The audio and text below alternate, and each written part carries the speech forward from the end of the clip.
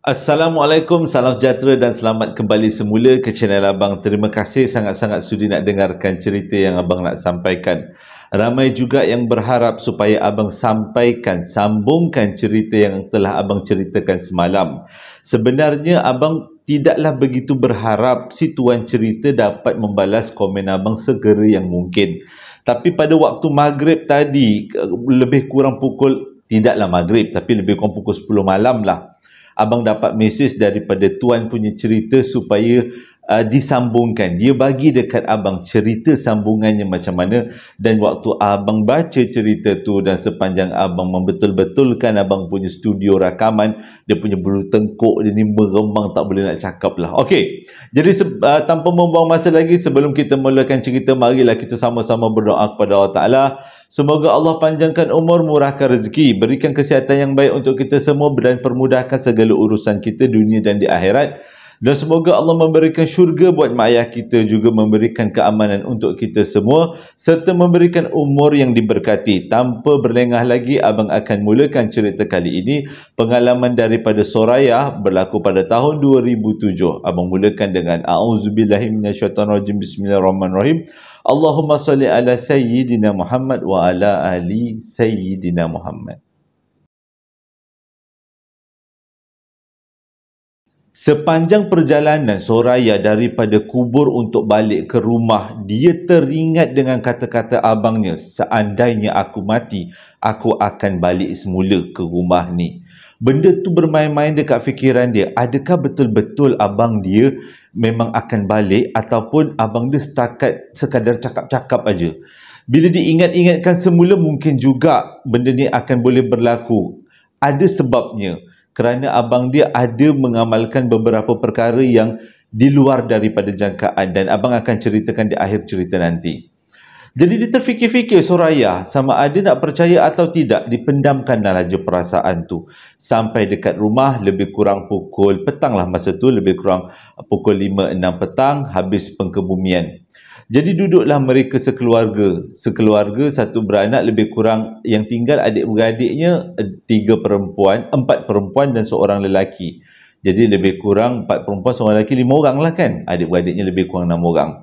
Dan mak ayah dia memang dalam keadaan yang sangat sugul, terutama si emak lah. Bila anak dah meninggal, anak sulung pula tu, memang satu tamparan yang sangat hebat untuk si emak. Tapi walaupun dalam keadaan keluarga yang memang tengah sugul, tengah sedih macam tu, yang paling tak boleh nak terima kesedihan, bukan tak boleh nak terima kesedihan, tapi masih lagi berfikir tentang apa yang diperkatakan oleh abangnya adalah Soraya. Soraya macam dia rasa benda ni akan berlaku sesuatu. Pasti akan berlaku sesuatu. Walaupun jauh di sudut hatinya dia berharap benda ni tak akan berlaku. Benda-benda yang di luar daripada batas akal kita kan. Jadi dia harap tak berlaku. Dibuatlah keadaan seperti biasa. Bila adik-beradik dia berkumpul, mak ayah dia berkumpul dekat ruang tamu, bercerita-cerita tentang kisah hidup masing-masing untuk menghilangkan perasaan sedih. Tapi tetap juga tak dapat menghilangkan perasaan seram, ragu-ragu dalam hati Soraya. Kerana dia rasa inilah titik mulanya akan berlaku gangguan-gangguan yang dia yakin akan terus berlaku. Jadi pada malam tu, selepas mereka semua makan malam, bukan makan malam, selepas malam tu sebenarnya diadakan kenduri tahlil arwah. Dan ramailah orang yang datang, disebabkan keluarga dia ni memang keluarga yang sangat dihormati. Walaupun si abang ni tadi memang banyak kes dekat kampung tu, tapi bila difikirkan semula, itu adalah kejahatan abang dia saja, bukan kejahatan mak ayah dia. Dan orang sangat menghormati mak ayah dia. Jadi sewaktu kenduri arwah si abang ni, ramailah yang datang memberi penghormatan kepada mak ayah mereka berdua. Jadi pada malam tu, selepas habis kenduri, jam menunjukkan lebih kurang pukul 11 malam. Keadaan dekat luar macam dah nak ribut, dia kata. Angin yang bertiup agak kuat, tapi tidaklah terlalu mengganggu. Rumah mereka sebenarnya rumah papan. Di atas kawasan pintu, di atas pintu dia ada lubang udara. Dan dapur diorang adalah dapur seperti tahun 60-an. Dibina dengan ada sesetengah kawasan dibiarkan terbuka untuk memudahkan asap-asap keluar daripada kawasan dapur. Dan yang paling epik sekali kata Soraya ialah bilik air mereka terletak di luar rumah. Jadi kalau nak ke bilik air perlu turun daripada dapur, melangkah lebih kurang 5 langkah ke hadapan baru sampai ke bilik air. Sebelum mereka semua masuk tidur memang menjadi kebiasaan Soraya. Dia akan pergi membuang air. Dia dengan adik-beradik dia akan pergi membuang air. Terutama yang perempuan akan berteman satu sama lain. Soraya adalah anak perempuan paling bongsu dalam keluarga tu. Dia ada 3 orang kakak di atasnya. Jadi ketiga-tiga orang kakak dia ni memang agak rapat satu sama lain. Cumanya bukan tak rapat dengan Soraya. Cuma dia kata dia yang paling bongsu dan dalam adik-beradik perempuan dia yang paling berani. Jadi selalunya kalau dia nak pergi buang air dia tak payahlah berteman. Tapi pada malam tu keadaan menjadi sugul, suram dan menakutkan. Yang mana Soraya tak berani nak pergi buang air sorang-sorang. Jadi sewaktu kakak-kakak dia yang bertiga ni nak pergi buang air ataupun nak membersih-bersihkan muka sebelum masuk tidur, Soraya ikut sekali. Bila kakak-kakak dia tanya, kenapa tiba-tiba kau nak ngikut pula? Selalunya kau pergi sorang-sorang. Soraya tak dapat nak bagi jawapan. Cuma dia rasa macam tak sedap lah. Dia kata dengan kakak dia rasa macam tak sedap hati. Jadi mereka berempat pun bergerak daripada ruang tengah rumah dan pergi ke dapur, turun melalui tangga dapur, masuk ke dalam bilik air. Memang Soraya selalunya akan membiarkan ketiga-tiga orang kakak dia untuk masuk ke bilik air terlebih dahulu. Sebab sebagai tanda menghormati kakak-kakak, dia tak kisahlah kalau masuk bilik air yang terakhir, yang terlewat, sebab dia rasa lebih selesa begitu. Jadi sewaktu kakak-kakak dia dekat dalam bilik air, Soraya ada duduk dekat depan pintu bilik air dan pada waktu tu tak ada rasa perasaan seram ataupun perasaan takut. Cuma perasaan was-was, memerhatikan keadaan sekeliling untuk pastikan kakak-kakak dia dalam keadaan selamat sewaktu membuang air. Sedang-sedang si kakak ni tadi duduk buang air dekat dalam bilik air. Soraya yang ada dekat depan pintu tiba-tiba rasa seram sejuk bila ada angin yang tiup ke arahnya. Kekuatan angin yang tiup tu sempoi-sempoi bahasa, tapi cara angin tu bertiup seperti mengkabarkan sesuatu yang buruk. Pada waktu tu Soraya pendamkan perasaan, biarkan perasaan tu pergi bersama-sama dengan angin tu. Sedang-sedang Soraya tunggu kakak-kakak untuk bersiap dalam bilik air, tiba-tiba pintu bilik air dibuka dengan cara menghempas dengan bunyi yang sangat kuat. Dan ketiga-tiga orang kakak tu berlari keluar daripada bilik air dalam keadaan tergopoh-gopoh. Dan pada waktu tu Soraya sempat tanya, "Kak, kau kenapa lari ramai-ramai 3 orang?" Ketiga-tiga kakak tu menjawab pertanyaan Soraya, tapi dijawab dengan cara yang Soraya tak faham. Bunyinya macam nak jawab tapi laju-laju, tapi dalam keadaan pelat. Apa yang kakak ni cakap? Soraya biarkan ketiga-tiga kakak tu naik ke atas dapur, ke kawasan ruang dapur, dan Soraya tinggal sorang-sorang dekat depan pintu bilik air dengan badannya membelakangkan bilik air.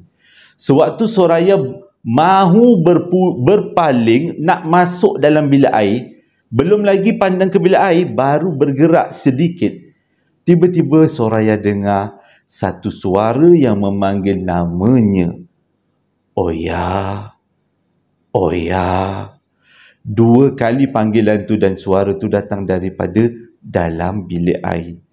Bila diamati betul-betul memang suara itu datangnya daripada bilik air dan ia adalah kepunyaan abang. Dengan kata lain, Soraya yakin di dalam bilik air itu ada abangnya. Dan abang itulah yang telah menakutkan ketiga-tiga orang kakak dia, yang membuatkan kakak-kakak lari masuk ke dalam rumah semula. Soraya rasa berat kaki untuk berlari. Dia tahu di belakangnya adalah abangnya, tapi dia boleh rasa jarak dia dengan abang dia agak jauh, tidak terlalu dekat. Soraya cuba dengan sedaya upaya mengangkat kakinya untuk naik di mata-mata tangga dapur supaya dia boleh masuk ke dalam rumah. Tetapi kakinya terasa seperti ada batu yang melekat dan sekali lagi namanya dipanggil oleh abang daripada dalam bilik air. Oh ya, pada waktu tu Soraya hanya ingat minta pertolongan daripada Allah Ta'ala. Dia berselawat banyak-banyak, kumpulkan kekuatan pada kaki, terus melangkah walaupun hanya perlahan dan setapak demi setapak. Akhirnya Soraya dapat melangkah dan masuk ke dalam rumah. Ditutupnya pintu dapur rumah dan terus berlari menuju ke ruang tengah. Dan pada waktu tu dia nampak mak ayah, kakak-kakaknya dan adik lelakinya ada di ruang tengah rumah. Soraya dapat kekuatan bila dia nampak muka mak dengan ayah dia. Terus dia berlari dapatkan mak ayah dia. Soraya dalam keadaan yang menggigil. Si ayah tanya, Soraya, kenapa? Apa sebenarnya yang berlaku? Sebab ketiga-tiga kakak tu langsung tak boleh nak beritahu apa yang mereka alami. Terlalu takut, ketakutan yang amat sangat. Pada waktu tu Soraya kumpulkan kekuatan dan dia ceritakan kepada mak dan ayah dia. Muka ayah dia bertukar menjadi sangat sedih dan sugul, pada masa yang sama sangat terkejut. Tapi yang Soraya sedih adalah bila dia memandang muka mak dia. Yang daripada tadi mak dia memang bermuka sugul, tapi setelah diberitahu apa yang terjadi dalam bilik air, si emak terus menitiskan air mata. Dan si emak memeluk keempat-empat orang anaknya sambil menjerit dengan kekuatan yang dalam kelemahan. Bunyinya, abang, mak maafkan abang. Janganlah ganggu adik-adik abang. Abang di alam yang lain, kami di alam yang lain. Mak redha dengan pemergian abang, tapi mak harapkan satu, tolong jangan ganggu adik-beradik abang. Pada waktu tu, mak menangis. Begitu juga dengan kakak-kakak Soraya. Soraya tak dapat menampung perasaan sedih dan dia terus mengalirkan air mata sambil dia memeluk badan mak dia. Mukanya dihalakan ke pintu masuk di kawasan rumah hadapan. Waktu tengah kesedihan, tiba-tiba Soraya ternampak sesuatu di kawasan lubang angin di atas pintu utama. Mula-mula Soraya ingatkan itu adalah pembalikan cahaya bulan ataupun bayangan-bayangan pokok yang ada dekat kawasan luar rumah. Tapi setelah diamati betul-betul, apa yang Soraya nampak adalah muka abangnya yang cengkung, matanya yang tersembul keluar, bukan tersembul, lebih kepada terbeliak matanya dan memandang ke arah Soraya. Mulutnya berkumat kamit seolah-olah memanggil nama Soraya. Soraya mengalihkan pandangan. Dia tak nak tengok apa yang ada dekat atas lubang angin udara atau pintu tu. Dia tak nak tengok. Dia tundukkan terus mata dia. Mak dia perasan apa yang Soraya buat. Mak dia tanya, Soraya nampak apa? Kenapa kelakuannya agak pelik? Soraya kata dia tak nampak apa-apa. Cuma dia rasa sedih dengan apa yang berlaku. Pada awalnya dia kata dia takut. Tapi bila dia dengar mak dia berdoa macam tu, dia rasa sedih sangat. Apa yang dia nampak tu disimpan, dia tak beritahu. Jadi pada malam tu mereka masuk tidur. Ketiga-tiga kakak tidur di dalam bilik di ruang tengah. Adik lelaki tidur di ruang tengah. Yang ada dekat ruang depan adalah Soraya. Seorang. Sebenarnya, kata Soraya, dia tak ingat bila dia tidur. Sedar-sedar aja dia memang dah ada dekat ruang depan. Dan dia hanyalah seorang dekat ruang depan tu. Dia pun tak tahu bila dia beralih kat ruang depan. Cuma seluruh badannya telah diseliputi dengan selimut. Mungkin pada waktu mereka menangis-nangis tu, Soraya tertidur. Sebab selepas mereka menangis, berpelukan satu sama lain, mereka semua baring di pangku mak mereka. Dan pada waktu tu mungkin Soraya kata dia tertidur. Tiba-tiba dia sedar daripada tidur dia. Jam menunjukkan pukul 2:30 pagi. Dia sedar dekat badan dia ada selimut, mungkin mak dia bagi. Dia sedar juga dan dia dibaringkan dekat atas toto dan dia ada bantal, dia berbantal. Dengan kata lain, bukanlah dia tiba-tiba boleng aja dekat depan ruang tamu tu, boleng pula keluar kataan Negeri Sembilan. Maksudnya bukanlah dia tidur sorang-sorang tanpa selimut, tanpa toto, tanpa bantal. Tak, dia tidur lengkap. Dan dia agak itu semua disediakan oleh mak dia sebelum mak dia masuk tidur. Jadi pada waktu tu, Soraya rasa macam ada sedikit pelik. Pertamanya, dia tidur dalam keadaan mengiring, mungkin sebab cuaca yang sejuk. Dan yang keduanya adalah kucing kesayangan mereka sekeluarga duduk betul-betul dekat depan muka Soraya. Dengan kata lain, Soraya dapat rasa bulu kucing tu dekat muka dia. Waktu dia baru nak alihkan kucing tu supaya tak menutup muka dia, tiba-tiba dia terbau kapur barus dengan bau stanggi. Satu badan dia terus menggigil. Dia tahu tak ada orang lain yang pakai kapur barus dengan stanggi selain daripada jenazah.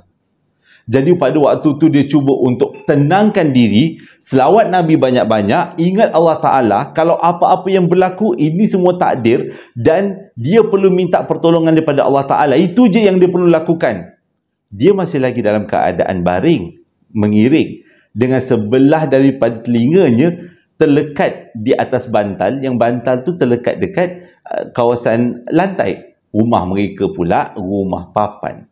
Sewaktu Soraya cuba untuk mengalihkan kucing yang ada dekat depan muka dia dan cuba untuk berfikiran positif akibat daripada bau stanggi tu tadi dengan bau kapur barus, tiba-tiba Soraya dengar beberapa lantai dekat dalam rumahnya dipijak, seolah-olah ada orang yang berjalan. Pada waktu tu perasaan takut Soraya tak boleh nak dibendung. Dia terlalu ketakutan kerana bunyi tapak kaki yang bergerak yang datangnya daripada arah dapur dan semakin mendekati dirinya. Yang lebih teruk lagi, dia punya kaki menghadap ke kawasan dapur.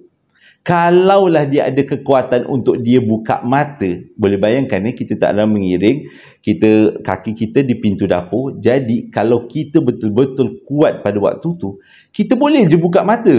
Soraya boleh je buka mata dan tengok apa benda yang berjalan dekat dapur tu. Tapi dia tak mampu nak buka matanya kerana bau kapur barus dan bau stanggi itu cukup-cukup menandakan abangnya pulang. Pada waktu tu Soraya cuba kumpulkan kekuatan untuk menjerit nama mak dengan ayah dia, tolong minta pertolongan. Tapi suaranya tersekat ke kerongkong. Semakin lama semakin bunyi tapak kaki itu mendekati Soraya. Dan bila tapak kaki itu betul-betul berhenti dekat dengan Soraya, bau kapur barus dan bau stanggi cukup-cukup menusuk lubang hidung Soraya. Pada waktu tu Soraya kata, walau bagaimanapun dia perlu meminta pertolongan daripada mak dengan ayah dia, dan dia cuba berselawat Nabi 3 kali dan jerit nama mak dia sekuat hati. Mak. Mungkin jeritannya terlalu kuat dan dia telah dia telah menyebabkan semua orang yang dalam rumah terbangun. Lupa abang nak bagi tahu, sewaktu tapak kaki itu mendekati dia, benda yang boleh bergerak adalah tangan dia. Soraya tak nampak apa yang ada di depannya kerana mukanya ditutupi dengan bontot kucing tu tadi. Tapi tangan dia digerakkan dan dia cuba meraba siapa yang duduk di sebelah dia, yang tidur di sebelah dia. Memang ada seseorang yang tidur di sebelah dia. Dan dia cubit orang tu dengan harapan orang tu akan terbangun.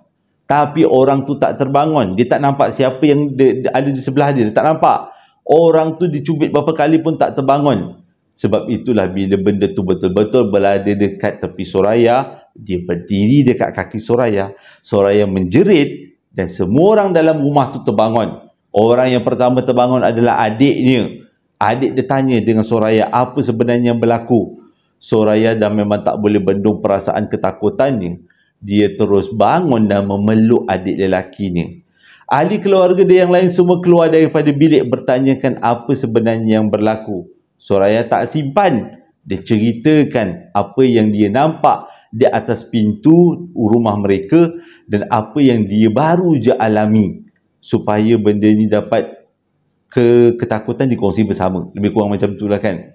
Dengan harapan dia akan ditenangkan oleh mak ayah dia.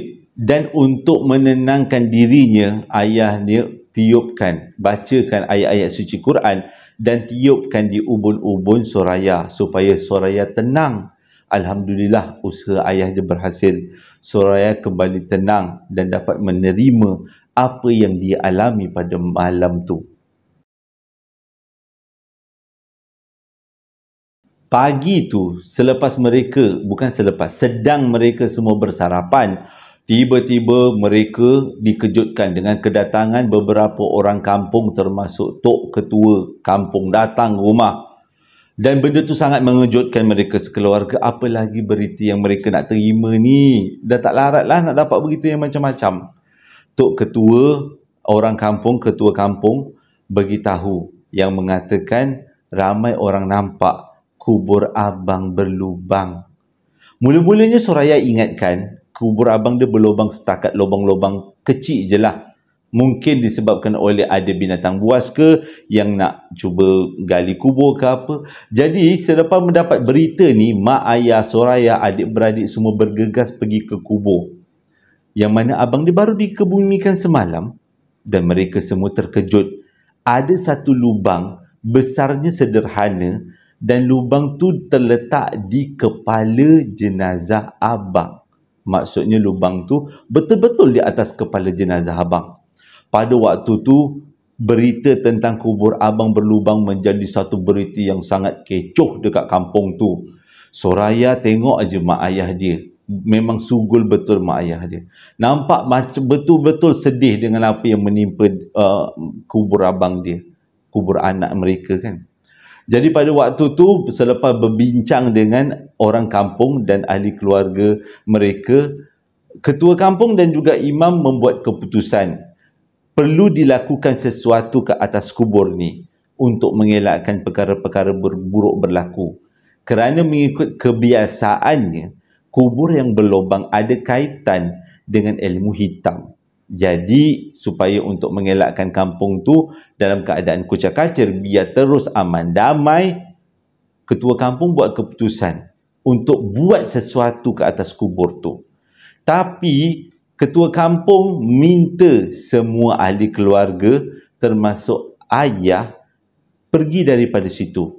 Kerana upacara ini ataupun upacara ini tidak dilihat oleh mana-mana waris abang. Mungkin kalau mereka lihat, mereka rasa tak sedap hati. Mungkinlah. Jadi dia kata yang ada pada waktu tu adalah beberapa orang kampung, ketua kampung dan imam 1, imam 2, Bilal kampung tu. Tujuannya perlu mereka buat sesuatu ke atas kubur abang tapi tidak boleh dilihat oleh ahli keluarga. Jadi Soraya pun baliklah ke rumah. Berehat. Dan masih lagi memikirkan sebenarnya apa yang terjadi. Ini adalah sesuatu ujian yang sangat berat. Selepas beberapa jam, mereka didatangi semula dengan rombongan daripada kubur, iaitu ketua kampung, imam dan juga beberapa orang kampung. Mereka semua dijemput naik ke rumah dan pada waktu ni mereka bertanyakan soalan cepu emas, iaitu apa sebenarnya yang abang dah buat sampaikan begini punya teruk, dia punya ujian, tanda-tandanya. Jadi mak ayah pun bercerita, bukan untuk mengaibkan tapi itu adalah ceritanya. Daripada kecil sebenarnya, daripada awal tingkatan 1, abang memang suka dengan ilmu hitam. Mana-mana tok guru yang memang bagus ilmu hitamnya, abang akan pergi berguru. Banyak kali juga si ayah dengan mak nasihatkan, itu semua bertentangan dengan ajaran Islam. Tapi abang tak peduli, abang tetap juga belajar ilmu-ilmu mengarut. Di antara ilmu-ilmu yang menakutkan yang abang amalkan adalah berkahwin dengan penunggu pokok pisang. Dalam waktu-waktu tertentu, mengikut ceritanya, abang akan membuat upacara, dia dan kawan-kawannya. di depan pokok pisang yang terpilih, dan dekat situ akan keluar seseorang perempuan dan mereka akan bersama dengan perempuan yang keluar daripada pokok pisang. Tujuannya untuk dapatkan kekuatan dalaman. Dan sejak daripada tu, abang memang sangat terkenal seorang yang playboy. Banyak anak-anak dara dan juga anak-anak dara yang menjadi mangsa abang. Dan perbuatan abang tu memang diketahui ramai. Bila dah terlibat dengan perkara macam tu, perkara-perkara buruk yang lain pun akan menyusul lah. Dengan mabuknya, dan yang lebih teruk lagi dengan judi sekalian. Dan yang lebih teruk lagi, bila abang meningkat dewasa, abang dah mula layan dadah. Dan bila abang layan dadah, bertukar-tukar jarum, itulah puncanya abang kena sakit. Dan abang akhiri hidupnya dengan penyakit AIDS. Dan itu menjadi sesuatu yang sangat memalukan dan menyedihkan, kata Soraya. Dan bila dijelaskan apa sebenarnya amalan-amalan abang, jadi barulah satu kampung faham kenapa kuburnya berlubang, kerana ia berkaitan dengan ilmu hitam. Dan kenapa keadaan abang sewaktu meninggal cukup menakutkan, kerana dia mengamalkan ilmu-ilmu kurafat. Pada masa yang sama, dia balik ke rumah tu bukan dia, tapi ilmunya yang balik ke rumah. Ilmu tu tak dapat menerima. Tuan mereka sudah pun dijemput ilahi. Sejak daripada tu, Soraya kata dia agak fobia setiap kali bau stanggi dan juga bau kapur barus. Terus dia teringat arwah abang dia yang datang pada malam pengkebumian.